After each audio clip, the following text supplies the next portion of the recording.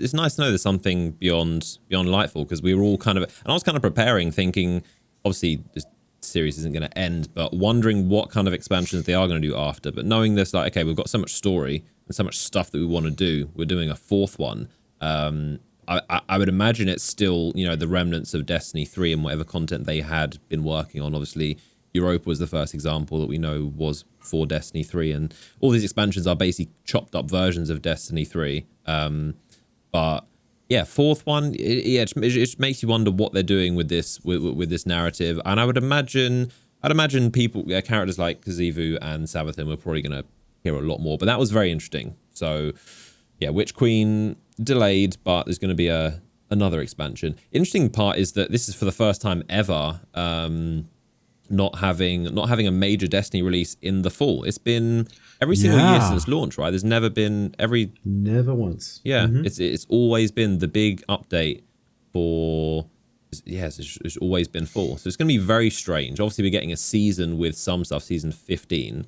But yeah, new thing for Destiny, and I would imagine as a ripple effect after that, Lightfall and Expansion 4 will be also probably in the spring. So I doubt we're going to get Lightfall in fall of 2022. Get my years mixed up here. Fall of 22.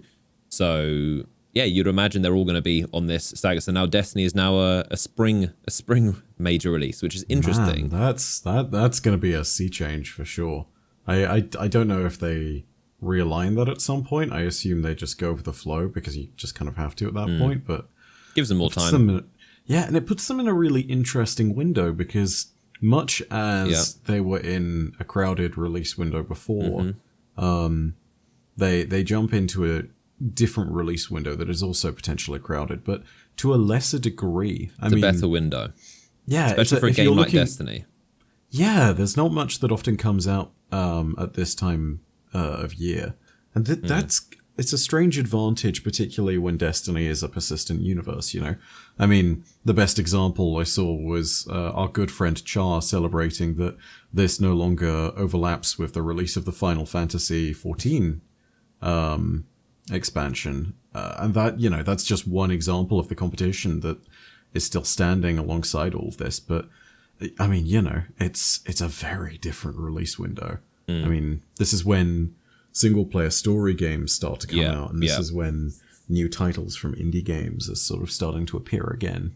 And yeah, it leaves them in a fascinating position to take that particular window by storm. Yeah, normally obviously games release in the holiday window because it's financially it's the strongest quarter to release them in, highest budget, all of those kind of things. But but because Destiny's already so established, it almost doesn't really, because it has its own audience, it kind of can stand up. Like normally a new franchise launch you would never, but you wouldn't, I guess a lot of games have, but it's not advisable to target that kind of spring window because it's a little bit out in the nowhere. But with a game like Destiny with an established audience, it kind of doesn't really matter when it releases because it's established, and it's probably a good thing if it gets away from the crowd and gets away from all those November games. And so, yeah, it's probably a good thing. Absolutely. I sit here and I also can't help but be thankful to a certain extent that another one of the reasons for the delay is just because of the fact that the studio takes the approach to health seriously. I mean, the number of times you hear outside of the Rona situation that devs are getting continuously crunched over things, and the fact that Bungie is very actively taking an approach not to do that, but also is obviously taking the healthcare situation for their devs very seriously it's really good to hear. There's nothing I can't praise about that approach, and the fact that they will eventually transition back to being in the studio space is inevitable. I mean, they're breaking ground on a whole new thing, a whole new, even larger studio space. But at this current moment in time, I think that we can all sit here and be glad that the devs are not in trouble with regards to any of that. So yeah, good on them.